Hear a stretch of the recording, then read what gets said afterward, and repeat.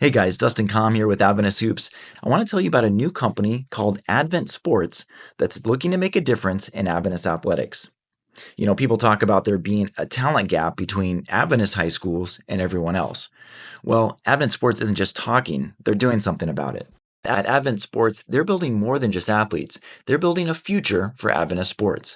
Whether it's through their college prep camps, where athletes get hands on training and mentorship from current college coaches, or it's their skills academies aimed at teaching the fundamentals of your sport and the skills necessary to play at a high level, Advent Sports strives to help players develop their game, prepare for the next level, and open new doors to new opportunities. But their mission is bigger than athletics. They're looking to help grow the sport, create opportunities, and build lasting relationships on and off the court or the field. So if you're ready to take the next step and get involved, visit advent-sports.com today. That's advent with the symbol dash sports.com.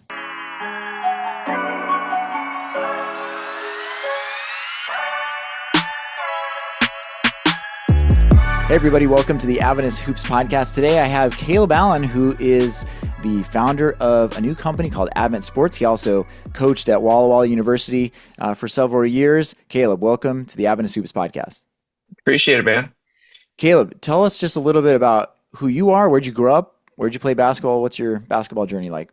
Yeah, so I went to Rogue Valley Adventist Academy out in Medford, Oregon. Small ball, Oregon ball out there. Loved it. We had a great system, great coach. He's actually still there. Wow. So I don't say I wow played. like you're so old, but I mean, Hey, that. I appreciate that. I'm almost 30. I'm almost there. But yeah, so had a had a good, small ball career out there. And then I went to Union College. Um, and I tore my ACL actually right after my senior year. So I only got to play the second semester, my freshman year, and then I got one more full year after that, and then I tore my ACL Oh, again. my goodness. And so that's kind of when I had to take a look and say, is playing really for me? Should I keep doing this? And What it position? just, that's a great question. I would love to say guard, but I was a terrible guard. So I was like a three. Okay. That's usually where I was. At the time, we didn't have a ton of height on our team. I think our tallest guy was 6'6", 6'7". So really not. I mean, we were pretty small, and so there would be times where I had to play a four. And but yeah, so really enjoyed my time playing at Union.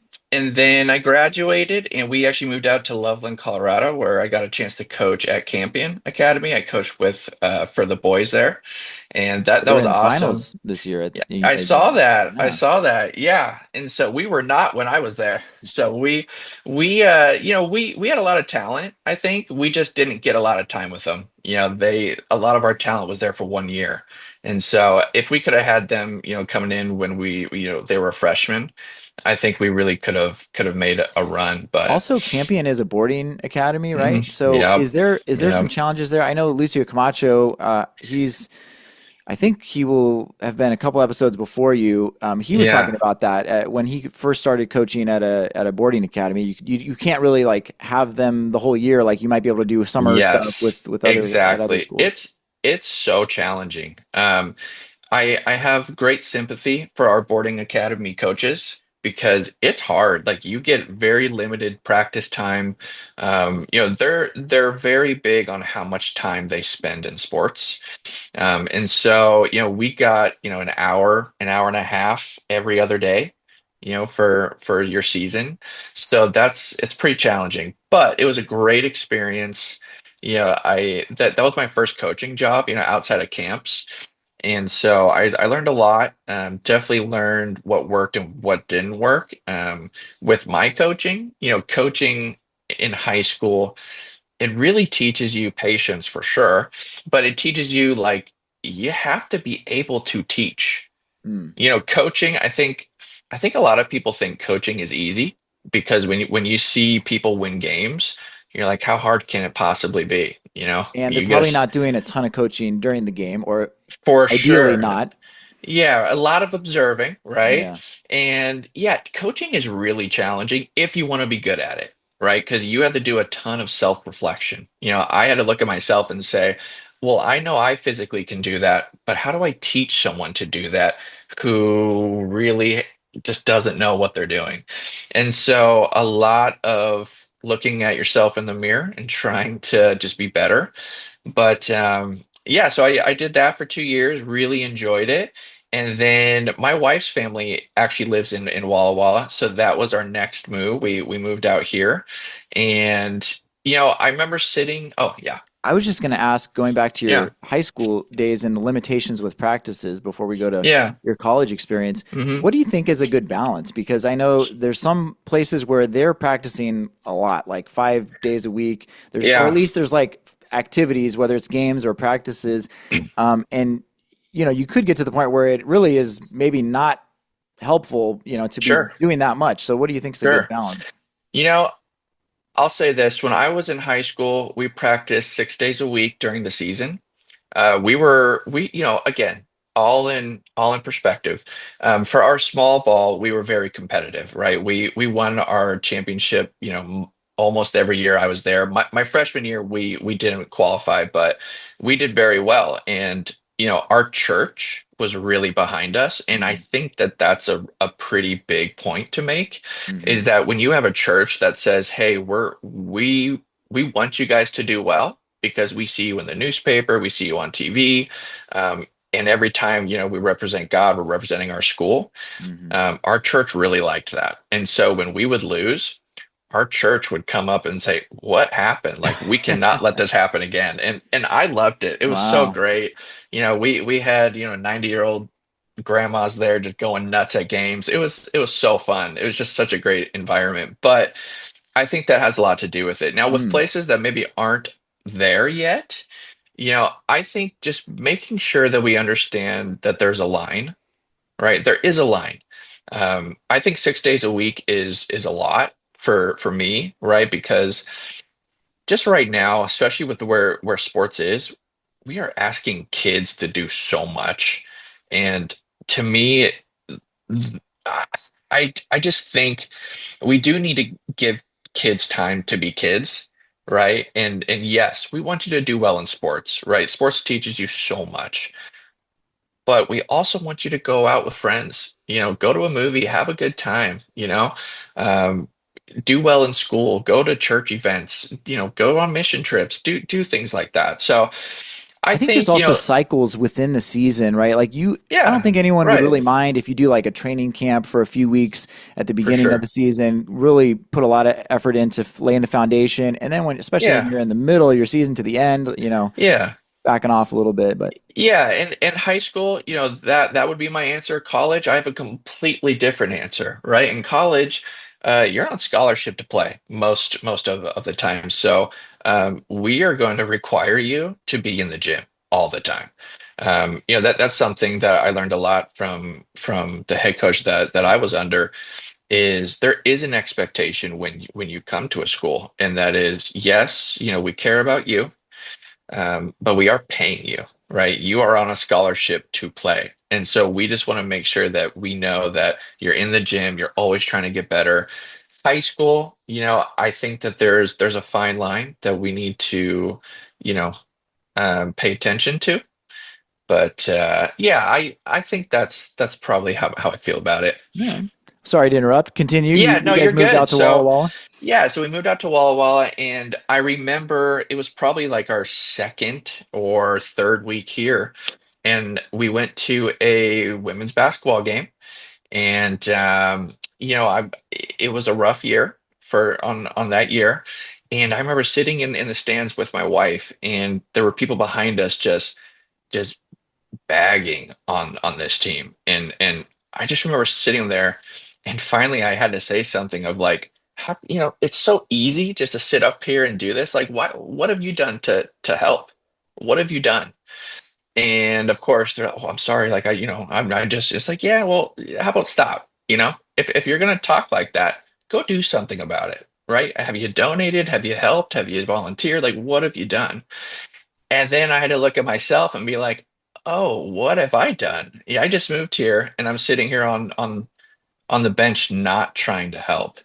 And so, the next day I was Just to be in clear, not literally on the bench, but like on the no, sidelines, on the sidelines, not yeah. volunteering or helping. Yeah. Yeah, yeah. And so the next day I went up and I approached the coach and I was like, hey, you don't know me, I don't know you, but I really want to help. And yeah, I was hired to be the assistant coach a few weeks after that. Um, and it was amazing. That's really interesting, the story you told, because that's something I wanted to ask you about anyways. Yeah, Coaching at that level, you got to see some of the realities of playing in a tough NAIA conference. What do you think, and you can take this wherever direction you want, what do you think the Adventist sure. community is most misinformed about as it relates to Adventist basketball, whether it's talent, recruiting, whatever? Yeah. I I will always go back to um, you only know what you know. And I think that there's a lot of people, unfortunately, who really don't understand the ROI of sports. They really don't get that, a lot of our kids, they're going on to be doctors, they're going on to be engineers, they're going on and they're taking what we're teaching them, into their real life. And I think for us, we need to do a much better job of teaching what sports is really about, specifically with basketball.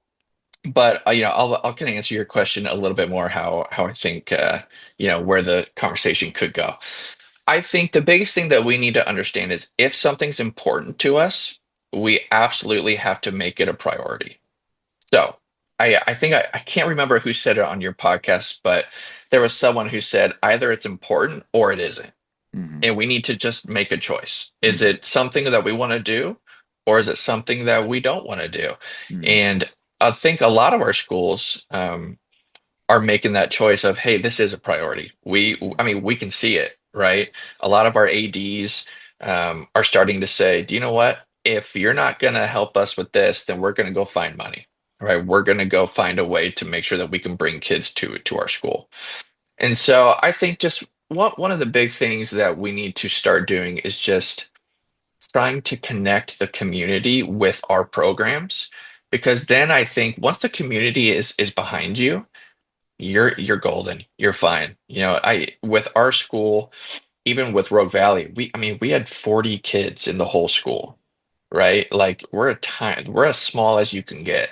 But we were playing against the 6A schools and 5A schools because we knew that our church wanted us to. They want us on the biggest level that we can get to because they know when the camera shines, and the spotlights are on, that we're going to give glory to God and make sure that they know what we're about.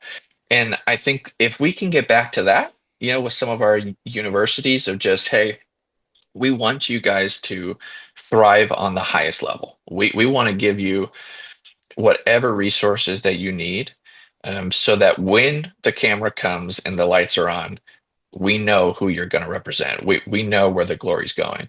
I think if we can get back to that, and not saying that we're not doing that now, but I think if we can get the community to back us in that, Hmm. it's going to be good. Yeah. I wanted to ask you this earlier.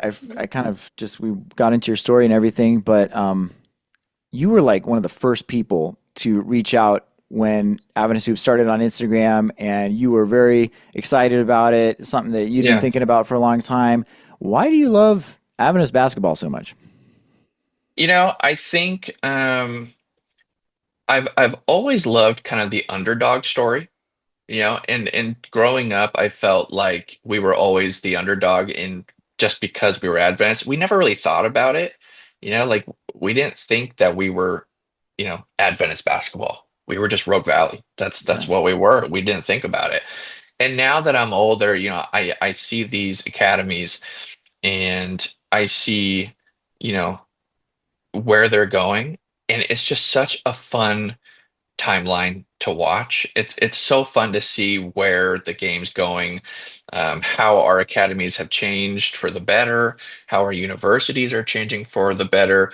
But at the end of the day, we all can agree on one thing, right? And we all can come back to something that unifies all of us. And I think that's what makes it so enjoyable. And there's not a ton of like tournaments like an Adventist tournament. There Hmm. just isn't. You Yeah, don't really get that atmosphere at a lot agreed. of other tournaments.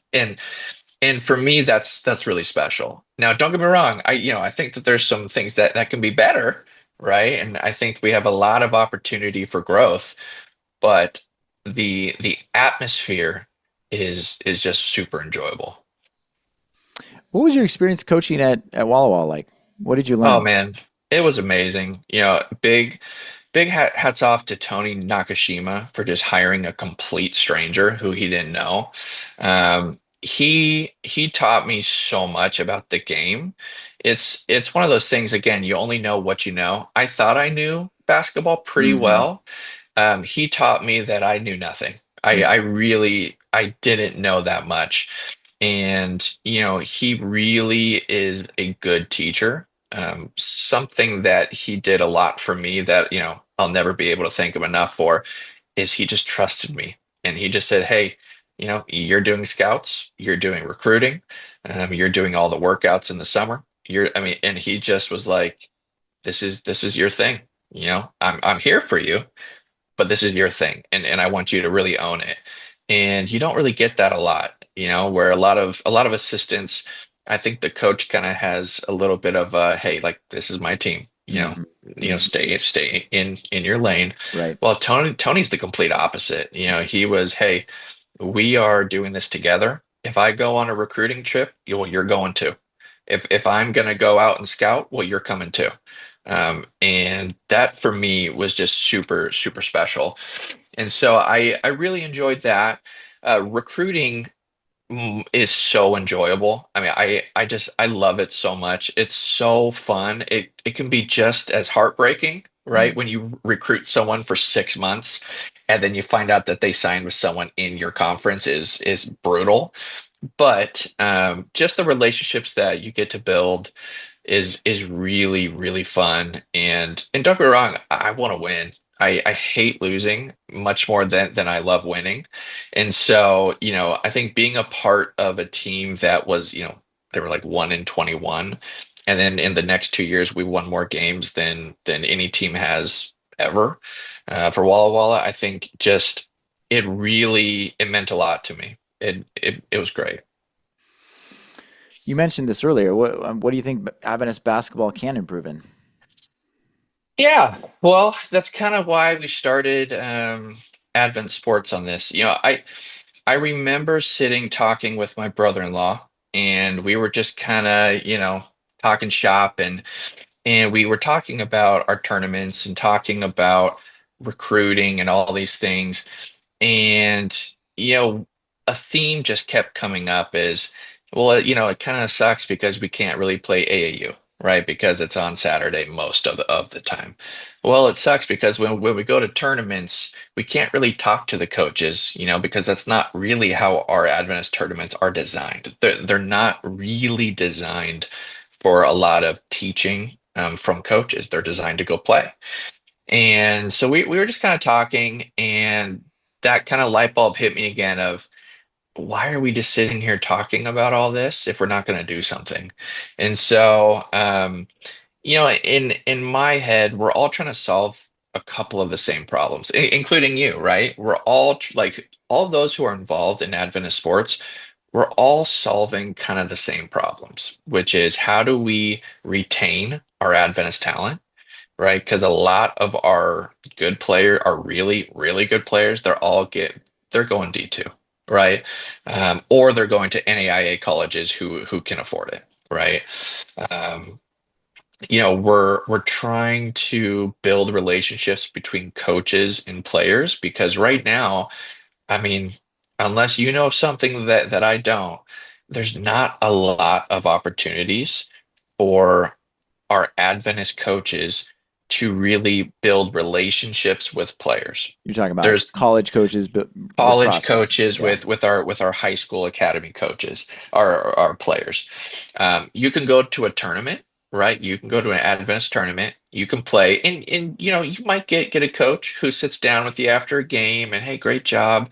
Um, but it kind of stops there, right? We don't get a lot of um, relationship building at these events. And so what we wanted to do was, how can we provide the best of both worlds? How do we get our college coaches the best talent to recruit? Preferably at Adventist talent. Um, but also, how do we provide these kids an opportunity to get to know coaches before they go on a visit, right? I mean, we've done so many visits at Walla Walla, right? When we were coaching, our whole summer was just visits I mean, even during the season, every week we had a player coming. And, it's expensive. I mean, don't get it twisted. If anyone's watching this, if you are going to travel to one of our universities for like a recruiting trip, it's expensive. And so we had a lot of people say, I would love to go out there, but Walla Walla is in the middle of nowhere. I just can't afford it. And so I wanted to kind of just turn that the other way and say, stay at home, and I'm going to bring these coaches to you. And that's kind of what we're doing, right? We're going to have camps where we bring the college coaches to the players, right? We want to provide an environment where you get to actually see how this coach coaches before you go and play for them. Because look, I mean, some coach will explain something to you one way, another coach will explain the exact same concept in a different way. And then you now get the choice of, well, which one do I like more? Like, I learned better from this coach. The vibe is better from this one. Whatever the case may be, you now get that chance to really feel out these coaches. I think something that's great is, yes, you're still going to spend 350 bucks, but now instead of taking 4 trips, to go see 4 different coaches, now you get all 4 in one area. And so, those were some of the gaps that I saw that to me are a pretty easy fix. And so that's what we're going to try to do.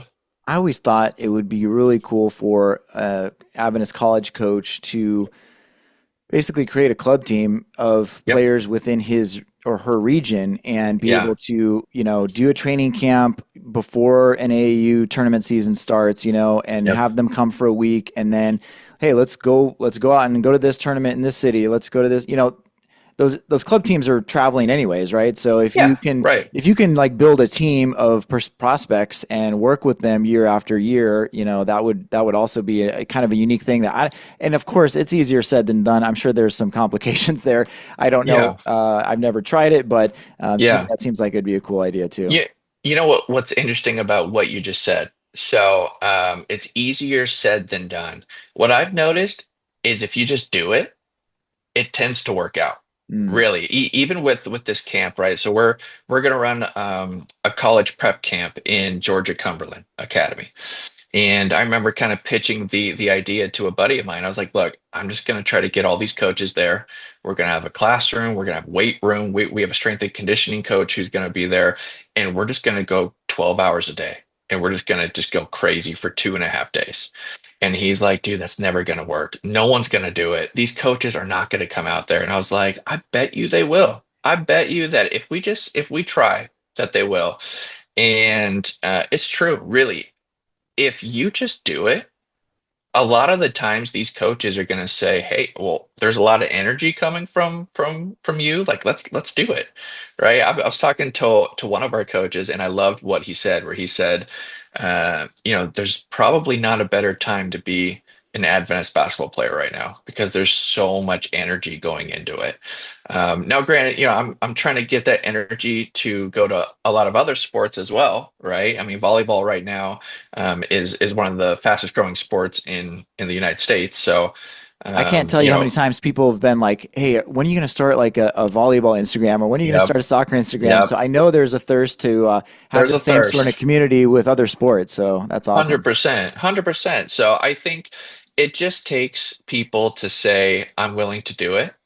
and I want to make it happen, right? Just like for you, right? I mean, I don't know how long you thought about starting this, right? But it just took you posting your first time, and then it's game on from there.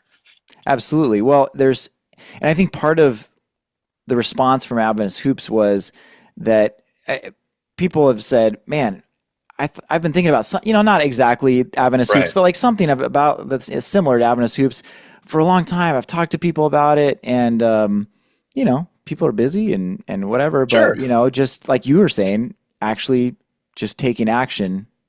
Yeah. You can get Yeah. a groundswell of support, and pretty soon people see the vision, and they don't necessarily see Mhm. it. Most people don't see it until it's actually reality. So Right. you're exactly Right. right. No, yeah, I think there's something to what you're saying where our system right now in the Adventist world is a lot of volunteering, Mm. right? I mean, you have a full-time job, I have a full-time job, but we are trying to really volunteer our time to do a little bit extra. And that's something that I want to change. I see that as a system flaw. I Mm. really do. I think that if we had a body of people who said, let's get, the best business model that we can come up with to really unify everyone and make sure that we can move Advent sports, actually move the needle, right? And really get the best minds that we have. Things are going to start happening. I've talked with several people who really feel that whether it's a local conference or a union, Yep, whatever level, that there should be a serious evaluation of how Adventist sports can actually impact the church, especially our educational system. for And sure. you think of what kind of investment could be made in something like Advent Sports. If anybody's out there listening, Yeah, that like how will this like be a detriment at all to the Seventh Day Adventist Church in North America to have our players and by extension like our schools compete and excel and perform at a higher level, which is only going to make our brand more favorable. yeah. Yeah. I think people are afraid of change, and don't get me wrong, like we're all afraid of change in some way, right?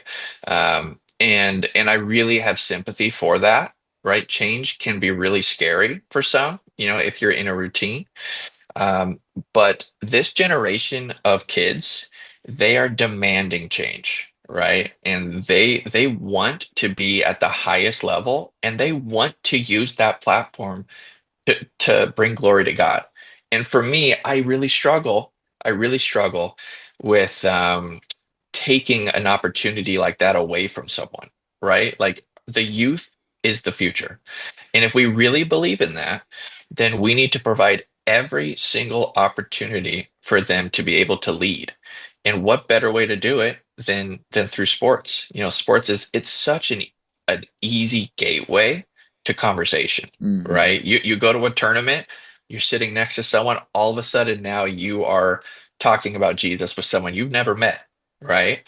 Or maybe you get in your local newspaper and all of a sudden, the headline says, small school brings glory to God through sports. And they're like, oh, I wonder what school that is. I think it's different than maybe what some people are used to, where it's very, yeah, it, I remember talking to someone that did not like what my idea was. And they said, well, don't you realize that this is going to keep taking the focus away from God and putting it more on sports. And I did my absolute best to stay respectful. It was very challenging, but I said like, God made me fast. God made me athletic. And I want to show that, um, the God that I serve is someone who wants me to enjoy my life. He's someone that wants me to be in certain opportunities to spread the gospel. Maybe he wants me to lose a lot of games so that I can start trying to figure out who I am and how I'm going to solve problems in my life. And I think sports again, it just provides kids an avenue, right? Sometimes some kids don't like just finding a complete stranger and saying, "Hey, have you ever heard about Jesus?" Right? Like some kid, that's just not them. But how they play can still be a witness to other people. And I think once we accept that sports is an is a tool, it's a tool to use. It's a tool for kids to get exposure to, I mean, think about Adventist hoops, right? Um, I'm sure, you have a lot of views, right? And how many of those are non-Adventist people who now are like, well, I'm kind of curious about this Adventist school now. Like, what are they Yeah. about? Yeah. And I'm kind of curious, like, what is this Friday night to Saturday night thing? Like, what is that? And I think that that's really important for us to embrace and for us to take advantage of. And guess what? Kids that are great athletes, kids look up to them, right? I mean, For sure. absolutely, they're going to be, someone that it has a lot of influence and opportunities to For share sure. what God's done in their life. So it's, For you know, sure. it is, in my view, it is a responsibility of our athletes to be able to continue to foster what God has put in them, the passion that they have for Yep. their sport that they've been like clearly gifted by God to play. Yep. And it also puts them in a position where they have a lot of influence. Why would we like reject how God has made them and how they're using their Yeah. influence for God's glory? So, well, Right. congratulations on your restraint in that conversation. And Yeah. Oh, it took everything in me. It took everything. Yeah. Yeah. We'll leave it at that. Yeah. well, Caleb, I was going to say that probably is a really great note to end on here today. Yeah. Why don't you tell people where they can find out about Advent Sports and the camps that are coming Yeah. up? Yeah, so we have a website, advent-sports.com, where you can go. We have two camps right now happening this summer. They're both going to be in Calhoun, Georgia, at Georgia Cumberland Academy. We have 4 college coaches coming for our basketball camp and for our volleyball camp, where you're going to get, like I said earlier, 12 hours for 2 days straight of just we're going hard, right? So we have on the court, you have in the classroom, and you have in the weight room. Tell you what, And man, if I was in so, high school, I would love that. Like I couldn't get enough. So I mean, yeah, that yeah, sounds like an amazing time. If you're an athlete, I mean, what more could you want? 100%. Where registration opens in April, right? So please go in. We have limited spots, right? So a big thing that we believe in is we're not really in this for the money. We're in this for what you're going to get out of it, right? Mhm. So we're not allowing just everybody to sign up. We're only going to allow a certain amount of number per camp because we think that the quality is going to be really high if we keep it at that number. And yeah, the camps are in June, right? Basketball camp is going to be June 2 through 4. Our volleyball camp is June 16 through 18. So if you have any questions, just follow us on Instagram. Just shoot me, a text or DM, and we'll make sure to get you signed up. And I'm looking forward to participating as well, although it's going to be Yes, sir. remotely. I'm looking Hey, forward to it. So yeah, it's going to be great, and I appreciate you doing that. I think we don't touch the classroom a lot in athletics, and in the sense that we're going to, right? We're really going to dive deep on the mental side of the game, but also now basketball comes with social media. We have to accept it. Volleyball comes with social media. It is what it is. So we might as well teach kids how to use it appropriately and how it's going to help you. it's going to be fun. Caleb, congratulations on everything that you have put into place. I think that, like you said, I mean, getting the first domino to fall, it's going to just continue to grow and grow the game of Seventh-day Adventist basketball, which I think we're all in this community excited to see grow. So thank you so much for everything you're doing. Thanks for joining us today on Adventist Hoops Podcast. Thanks, brother. Appreciate it.